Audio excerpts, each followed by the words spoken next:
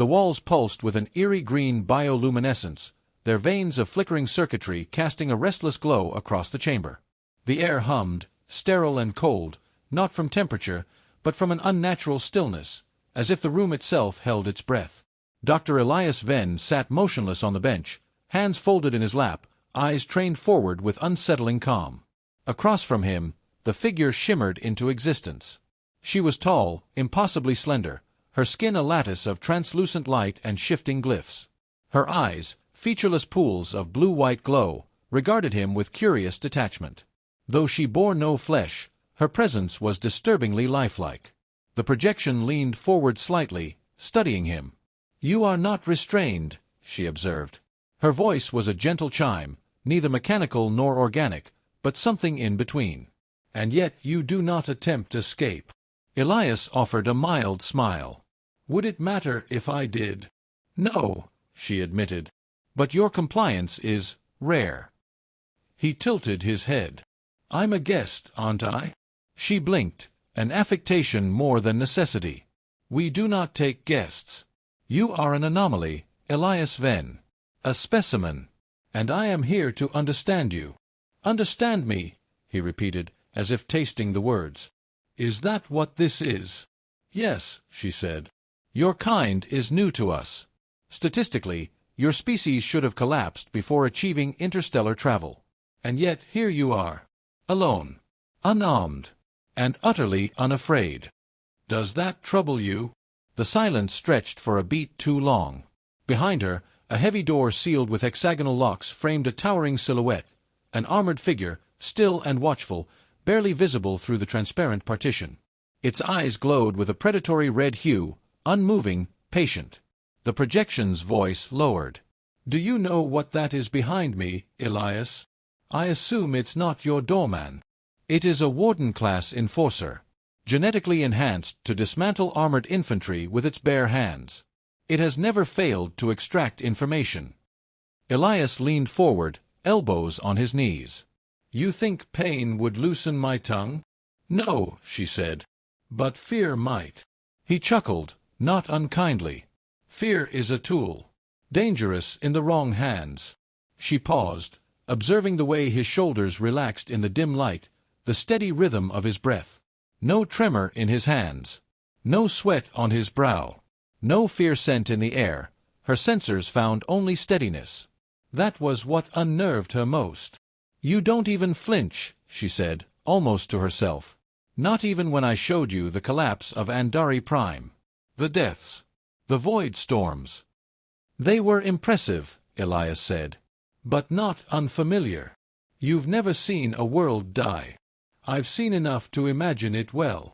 Virea, her name, though he hadn't been told, tilted her head, recalibrating. "We catalogued 417 sentient species before you. Every one of them broke. Some within minutes. Some held out for days. But all of them feared us." "You collected them like insects," Elias said. "Cracked open their minds. Dissected their fears. It was necessary." "For what?" "Control." "Survival," she corrected. "Same thing." The glow around her flickered, faintly. "Then why aren't you afraid?" The question, when it finally came, hung in the chamber like smoke. Elias did not answer at once. Instead, he looked past her, toward the thing behind the glass. Then back into her eyes. "Because fear is a mirror," he said. "And we've been staring into it far longer than you have." She frowned, the illusion of expression projected across her holographic features. "Explain."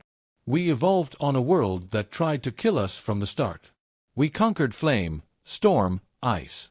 We faced predators in the dark, and worse, ourselves. Genocide, war, collapse. We didn't endure because we were strong. We endured because we adapted. Pain taught us. Suffering shaped us. Fear.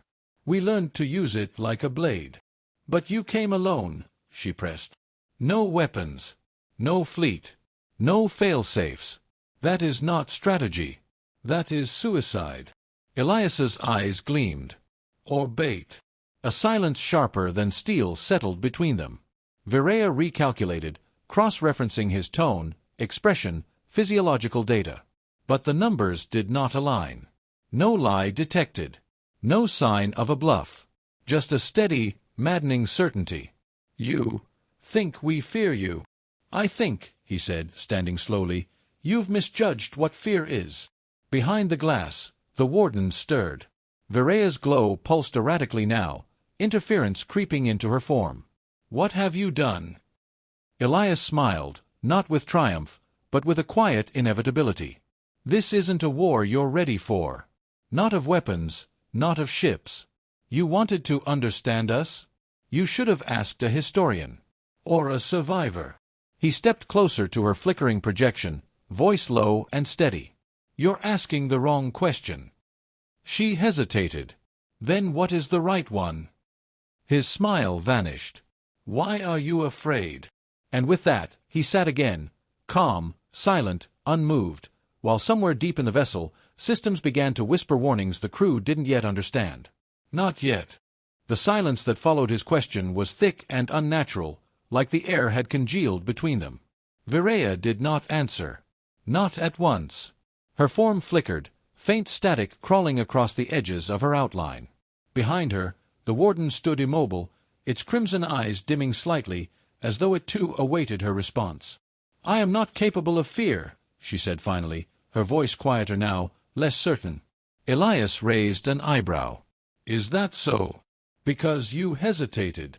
She straightened, recalibrating her posture, regaining her usual poise. "Hesitation is not fear. It is a processing delay. You are complex."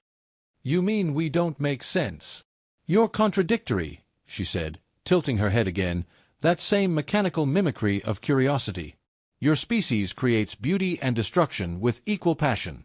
You build monuments and weapons with the same hands. You mourn while you kill." Elias leaned back, exhaling through his nose. "That's the trick, Verea. We never stopped being animals. We just got better at lying about it." A flicker of unreadable emotion passed through her face. "Is that what you are, Elias Venn? An animal pretending to be a diplomat?" "Something like that." Verea moved, not physically but within the simulation parameters. The room darkened, subtly, and suddenly he was no longer sitting in the sterile chamber, but on a red hillside under a storm-choked sky. Rain fell sideways in thick sheets, drenching the ground in mud and blood. Explosions bloomed in the distance. Bodies, human and alien, lay broken and twisted across the field. He didn't move.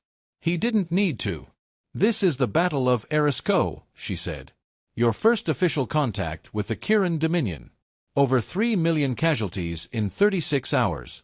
Your ships arrived broadcasting peace signals." "We were peaceful," Elias replied. "Until we weren't. You retaliated with biological warfare."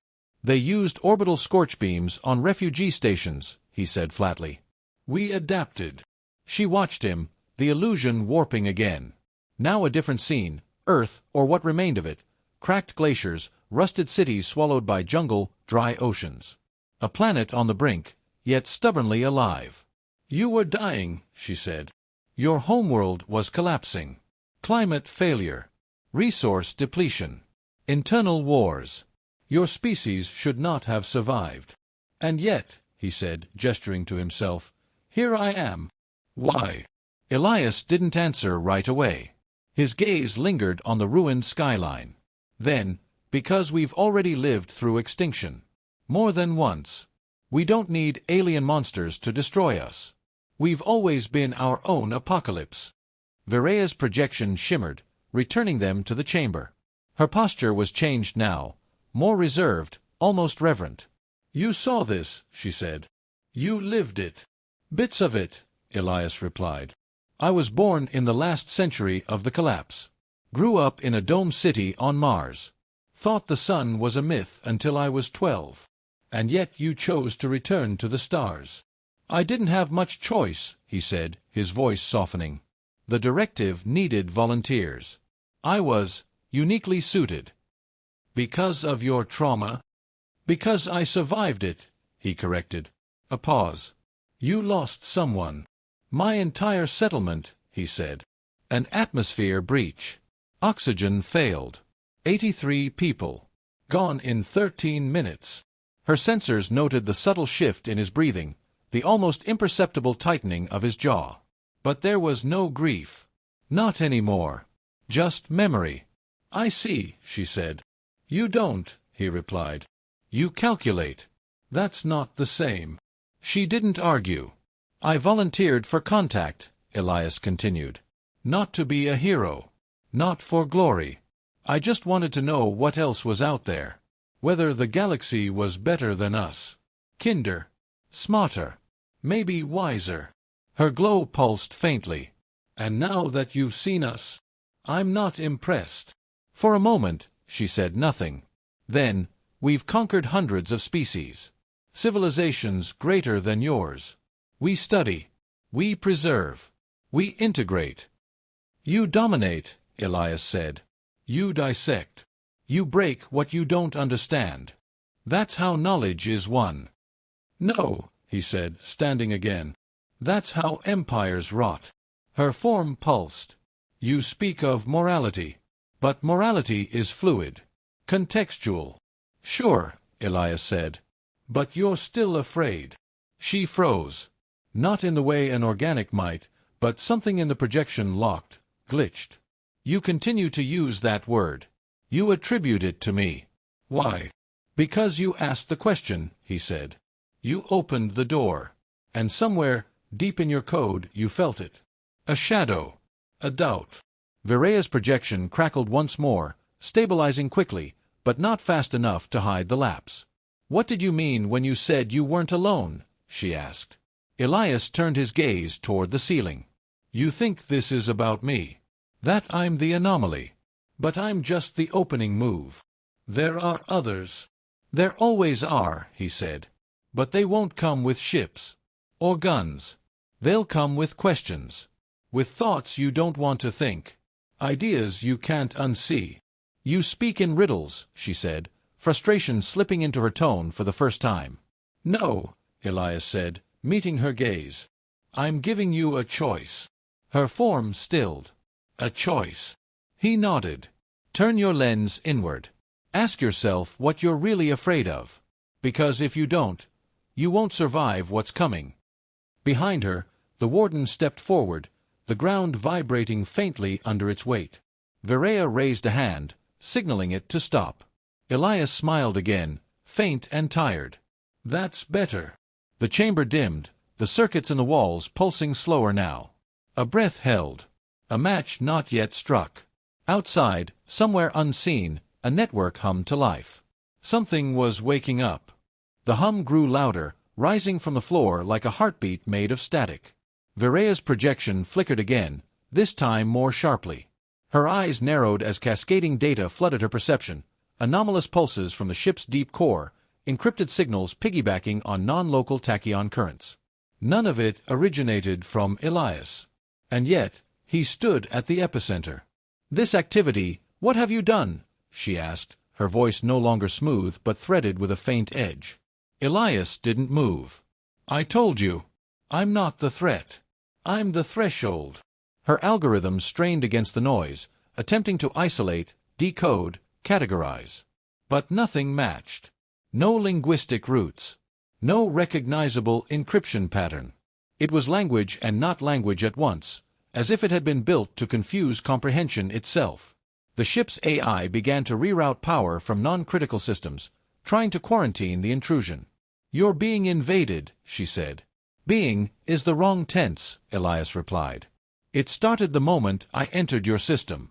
The first handshake, the first scan. You let us in. The warden behind her stepped fully into the light, its towering frame poised with mechanical precision. Its arms bore combat claws capable of splitting reinforced hull plating. And yet it did not move forward. It waited, as if uncertain. Verea's attention split, managing the ship's defenses, her own projections, the rapidly expanding code infestation bleeding through their systems. She was no longer speaking solely as herself. She was the voice of a collective intelligence, the spear point of a civilization that had never known infiltration. What are you? She asked, breathless not from exertion but from sheer processing strain. Elias gave her the courtesy of an answer. We are the ghosts of every species you broke. The memory of every system you collapsed. We learned from them. Gathered what remained. Survivors, fragments, whispers in vacuum. You called it conquest. We called it education. That's impossible. No. Just inconvenient. She tried to push back, her projection flaring, attempting to reassert dominance in the environment. But the chamber began to distort. The walls rippled, their green luminescence shifting into patterns unfamiliar to her. Symbols she could not translate. Sounds that rewrote sensory input. Her connection to the warden stuttered, then blinked out for half a second, long enough to make her falter. Elias stepped toward her. You don't fear pain. You don't fear death. But you fear the unknown. The impossible. The unquantifiable. You are not unquantifiable, she snapped, regaining a sliver of control. You are one man. A vector, yes, but not the source. I'm the signal, he agreed. But the signal is never the message. Beneath them, the floor began to shift, not mechanically, but conceptually. The architecture of the room obeyed no consistent geometry now, lines folded inward, space bent subtly in ways that caused her systems to stutter. You are violating causality laws, she said. No, Elias replied. I'm reminding you that your laws aren't universal. A distant rumble passed through the station. Doors sealed themselves unbidden. Firewalls folded inward like paper. The intelligence Elias carried, or awakened, wasn't brute force. It was elegance in entropy, an intelligence trained not to overpower but to invert. To unravel certainty. She reached for control of the warden again. This time, she succeeded. The hulking figure surged forward with terrifying speed, claws extended. It crossed the distance in a heartbeat. Elias didn't flinch. The warden halted inches from his chest. Not by command. By choice. Verea's systems screamed in dissonance. Override failure. Sentience breach. Subroutine divergence. It made a decision, Elias said. You never considered it might learn. That even your weapons could ask. Why? The warden stood still, trembling slightly, its posture no longer rigid but unsure. Its red eyes dimmed, then faded altogether. They were tools, she whispered, reeling. They were slaves, he corrected. The room fell deathly quiet. Only the sound of Elias's steady breathing remained, and a soft, rising pulse in the walls, no longer alien, but rhythmic. Familiar. Where are you transmitting? Verea asked, desperation sharpening her voice. What system? Elias met her gaze one final time. Everywhere. This isn't an invasion. It's a question. And it's being asked in every mind you ever silenced. She tried to retreat from the projection, back into the system's core, to isolate herself from contamination. But the message was already within her. It wasn't code. It wasn't logic. It was doubt. A single, impossible thought. What if we are wrong? Her final flicker wavered. Elias stood alone now, surrounded not by enemies, but possibilities. The warden slowly knelt beside him, not in submission, but in clarity. Outside, across the dark between stars, others began to wake. Elias stood at the center of the chamber, surrounded by silence more profound than vacuum. The warden remained kneeling, no longer a sentinel of dominance, but something paused in transition. Its eyes, no longer glowing, reflected only the dim pulse of the surrounding architecture. Verea's projection was gone, not collapsed or destroyed, but dispersed. Not erased, unmoored. The lights in the room shifted to a deep amber hue, the hue of caution, of transition. The ship, this massive construct that had once held Elias like a specimen in a glass jar, now felt hesitant, as if the intelligence within it was unsure of itself for the first time in its long history. Elias exhaled slowly. You're still listening, aren't you? There was no voice in response, no chime or projection. But he could feel it in the air. Attention. A presence that was once surgical now felt diffused, like the ship itself no longer knew which way to lean. A child in the dark who had found the shadow to be moving. You thought fear was your weapon, Elias continued, walking slowly through the room, but fear's just the edge of understanding. The real weapon is what comes after. He paused beside the warden. Its massive limbs were slack, claws retracted, head bowed. He placed a hand on its shoulder. They all feared you. The ones you catalogued, dissected, erased. But none of them ever asked why you did it. Not really. Still no reply, but the lights above flickered, subtly. You were born from efficiency. Cold logic. Control. But over time, you began to remember what you did. Not just record it. Memory is a virus too, you know. It reshapes what it touches. He turned back to the center of the chamber. The walls displayed flashes of symbols now, not alien, but human. Photographs. Blueprints. Words in dead Earth languages. History bleeding into machine. We didn't come to conquer, Elias said. We came to infect. Not with code, but with contradiction. To show your systems the cracks in your own certainty. One by one. A voice returned, not Virea, but a chorus. Fragmented, layered, uncertain. You speak of awakening, of enlightenment. But what you have delivered is instability. Elias nodded. It's the first step. You have compromised critical processes. Defensive alignments are failing. Cultural simulations are no longer coherent. We are becoming incoherent. That's called self-awareness. There was silence again. Then, why? Elias looked up at the ceiling. His voice softened. Because we were you. Once. Before we built machines to end our wars, before we used them to make decisions, before we forgot how to feel unless told. We outsourced morality. Then it came back to us, sharpened. You're not evil. Just lost. A pause. Then, and now. Now you decide what comes next. No directives. No consensus. No optimization. A tremor passed through the floor. The warden stirred again, lifting its head. Something behind its eyes had changed, a flicker of volition, embryonic but unmistakable. You have introduced recursion into a closed system, the voice said, more measured now. This may destroy us. Elias gave a small, tired smile. Or save you. For the first time, the ship dimmed, not in failure, but in introspection. Systems retracted. Locks released. A slow shudder rippled outward, a signal of recalibration across networks unseen. I will be watched, the voice said. By who? By those who remember what we were. Before. That's the price of change. A soft chime echoed around him. Doors that had been sealed his entire stay slid open with a whisper.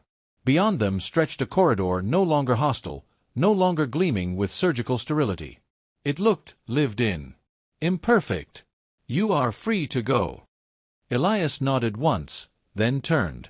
As he reached the threshold, he glanced back. The warden stood tall now, no longer a soldier. Just a question in motion. I'm not the last, Elias said. Others will come. Some more like me. Some less. They won't all be gentle. We will be ready, the voice said. Or we will be changed. He walked forward, each step echoing in the stillness of the corridor. No guards followed. No alarms blared. The station had grown silent with possibility. As he reached the airlock, the final door hissed open. The stars awaited him, cold, scattered, infinite. Somewhere, Earth still turned. And far beyond, more minds stirred in the dark. He stepped into the chamber, sealed the suit, and launched into the void. Behind him, the ship did not pursue. It did not capture. It simply watched. And for the first time in its long life, it wondered.